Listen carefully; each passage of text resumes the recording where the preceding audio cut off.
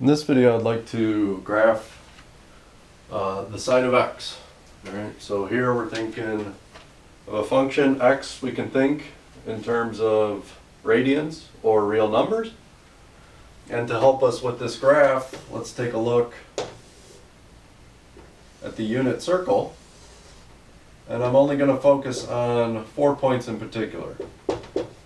1, 0, 0, 1, negative 1, 0,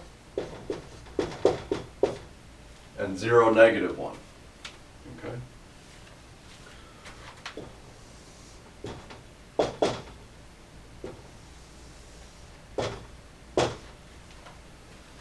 So if we look at 0, sine of x is just going to be the y-coordinate.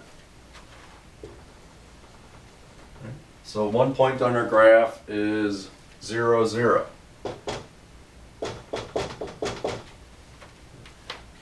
And then as we continue up to pi over 2, then our y values increase to a value of 1.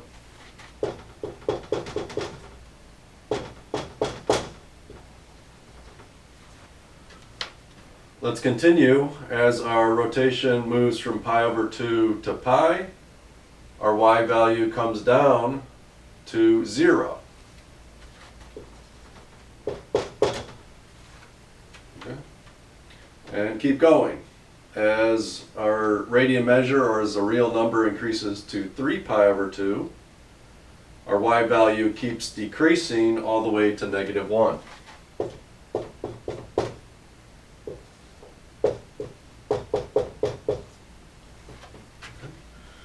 And then once we increase all the way to a rotation of 2 pi, our y value starts increasing now, and it goes up to 0.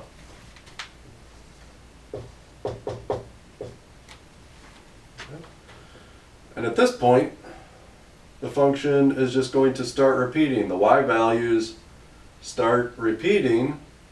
As we go beyond 2 pi, then we're going to go up to 1, and then back to 0, down to negative 1, back up to 0, up to 1, and so on. Right. So we are just going to get this repeating pattern that we call a sine wave. Right.